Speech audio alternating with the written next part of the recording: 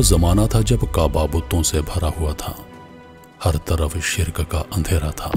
ऐ दुनिया के खुदा, हमारे नजराने कबूल करो, आप ही हमारे खुदा हैं। मक्का के सरदार अबू जहल और अबू लहब और कुरैश के बड़े लोग अपनी जिद और तकब्बुर में डूबे हुए थे। मोहम्मद सल्लल्लाहु अलैहि वसल्लम ने जब तौहीद की बात की तो ये सरदार चीख उठे, कहने लगे, मोहम्मद कहता है कि वो अल्लाह का रसूल है, हम उसकी कोई बात नहीं मानते। वो हमारे बूतों की तौहीन करता है, कहता है ये सब बेकार हैं। इंसान जिद में था, सरदार अनाम में, और मक्का का माशरा गुमराही में डूबा हुआ था। लेकिन उन सब के दरमियान एक और मखलूक थी जो ना कुरैश के जिद में थी, ना सरदारों की अना में, वो सिर्फ सच की तलाश में थी। वो थी जिन्नात की जमात। जब कुरान की आवाज़ गूंजी तो वहीं से उनकी तलाश खत्म हुई और हिदायत का दरवाज़ा खुल गया।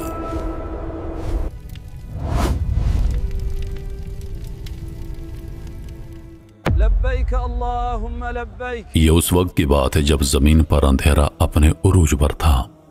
अंधेरा सिर्फ रात का नहीं था, अंधेरा लोगों के दिलों में था। काबा के सहन में सजदे तो थे मगर अल्लाह के लिए नहीं। चेहरे झुके हुए थे मगर दिल बुतों की जंजीर में बंधे हुए। वो अपने हाथों से बुत बनाते और फिर उन्हीं से फरियाद करते, ये बुत ही हमें रिज्क देते हैं, यही हमारी हर जरूरत को पूरा करते हैं।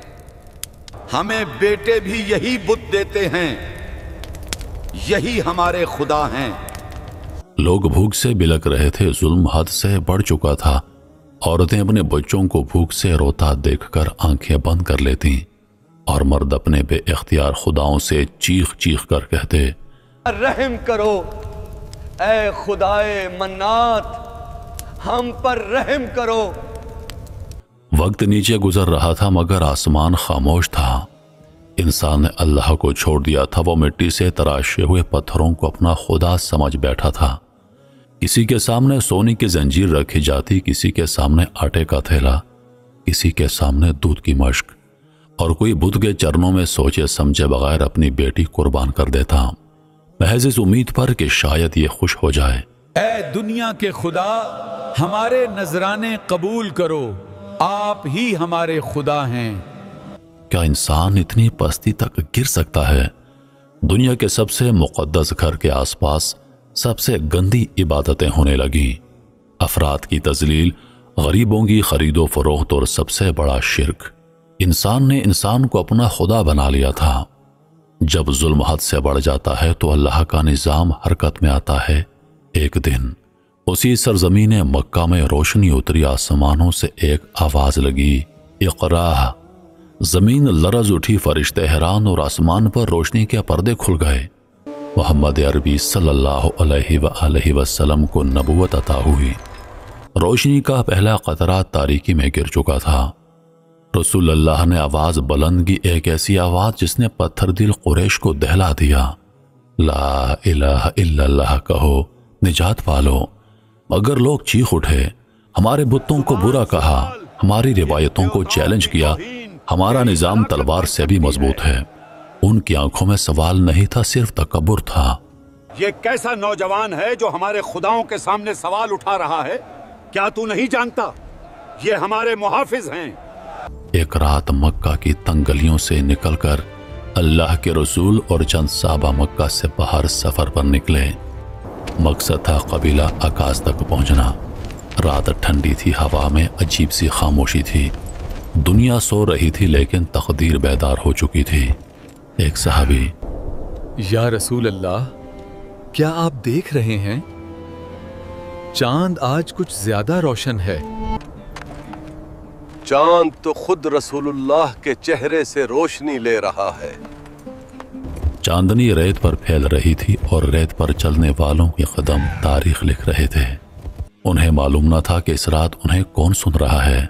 या हदीर अल जिन उदुकुम। उसी रात रेत के एक तवील सहरा में वो मखलूक भी भटक रही थी जिसे हम देख नहीं सकते, जिन्नात।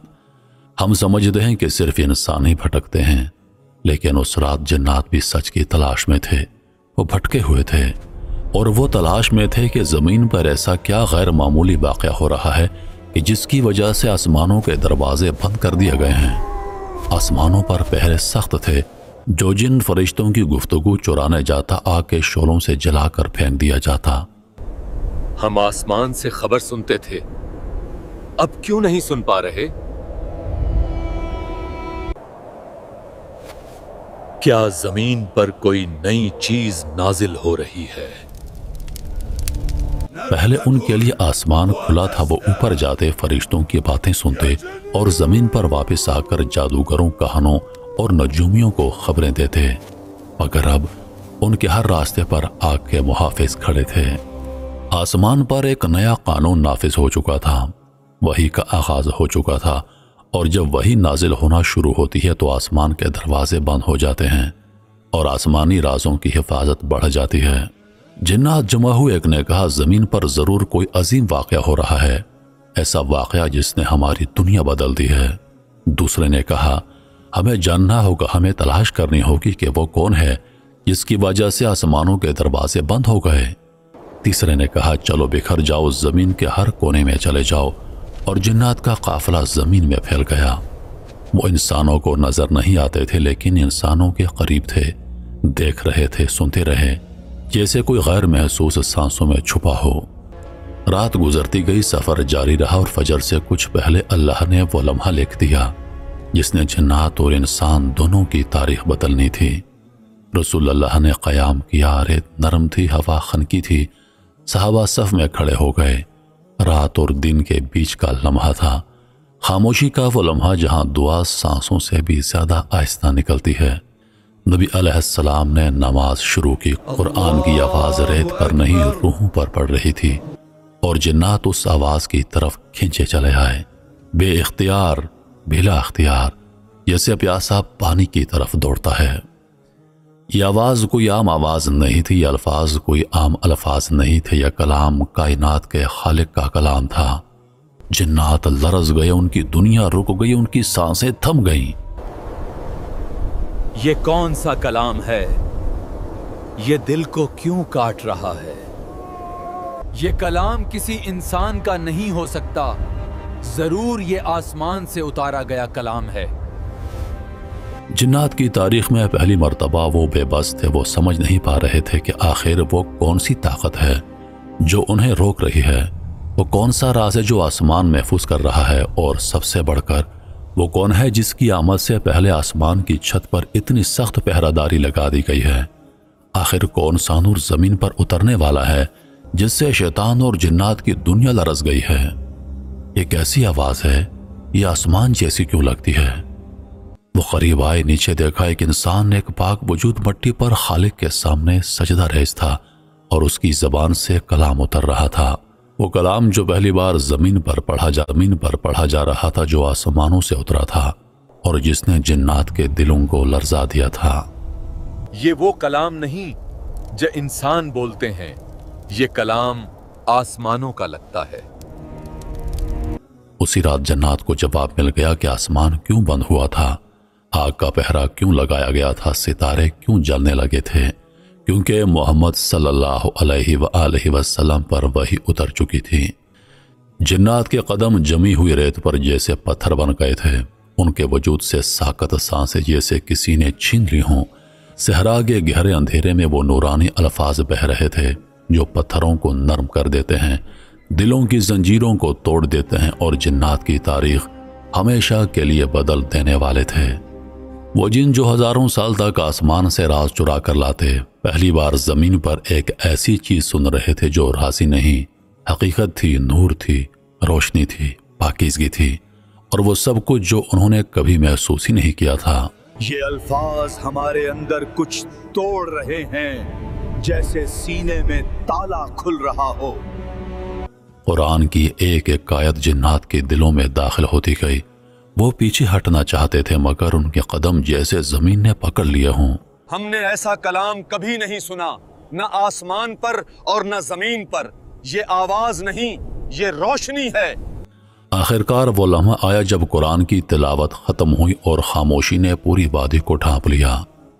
خاموشی لیکن ایسی جس میں سکون تھا اور ہلچل بھی، نور تھا اور لرزش بھی۔ جنات اب سمجھ چکے تھے کہ ان کے سوال کا جواب مل چکا ہے۔ آسمان اس لیے بند تھا کیونکہ محمد صلی اللہ علیہ وآلہ وسلم زمین پر آ چکے تھے۔ چلو جلدی لوٹ چلو، ہمیں اپنی قوم کو بتانا ہے کہ زمین پر کیا اتر چکا ہے۔ وہ فوراً اپنی پوری قوم کی طرف روانہ ہوئے۔ ریت پر تیز رفتار دوڑ، ہواؤں کی سرسراہٹ اور قدموں کے گرد کے بگولے، ان کے دلوں میں وہی جملہ دھڑک رہا تھا، ہم نے ایک عجیب قرآن سنا ہے۔ تم لوگ آسمان کے دروازے بند ہونے کا سبب جاننا چاہتے تھے، ہم کو پتہ چل گیا۔ عرب کے قریش قبیلے میں رسول آ چکے ہیں، ان کا نام محمد ہے، وہ سچے رسول ہیں۔ وہ جن جو کبھی تکبر کی پہاڑیوں پر کھڑے تھے آج قرآن کے سامنے جھک چکے تھے۔ جن کی زندگی کا مرکز صرف طاقت تھی آج ان کے وجود کی بنیاد بدل چکی تھی۔ یہ قرآن صرف انسانوں کے لیے نہیں جنات کے لیے بھی اترا تھا۔ جب نبی کریم صلی اللہ علیہ وآلہ وسلم نے تلاوت مکمل فرمائی تو جنات ایک دوسرے سے کہنے لگے، خاموش رہو، غور سے سنو، یہ وہ کلام ہے جو ہم نے کبھی سنا نہ تھا۔ آپ صلی اللہ علیہ وآلہ وسلم کی تلاوت ختم ہو چکی تھی۔ جنات آپ کے قریب آ کر عرض گزار ہوئے، اے محمد، ہم نے عجیب قرآن سنا ہے جو دل میں اترتا ہے، ہم اس پر ایمان لاتے ہیں۔ ہم گواہی دیتے ہیں کہ آپ اللہ کے سچے رسول ہیں۔ نبی کریم صلی اللہ علیہ وآلہ وسلم نے ارشاد فرمایا، تم اپنے قوم کے پاس واپس جاؤ اور ان کو خبردار کرو، انہیں دعوت دو کہ وہ بھی اسی اللہ پر ایمان لائیں جو تمہارے اور میرے رب ہیں۔ پھر وہ جنات وادی نخلا سے رخصت ہو گئے اور اپنی قوم میں جا کر قرآن کی دعوت دینے لگے۔ محترم ناظرین، آج دنیا میں جتنے بھی مسلمان جنات ہیں وہ اسی واقعے کی بدولت مسلمان ہوئے تھے۔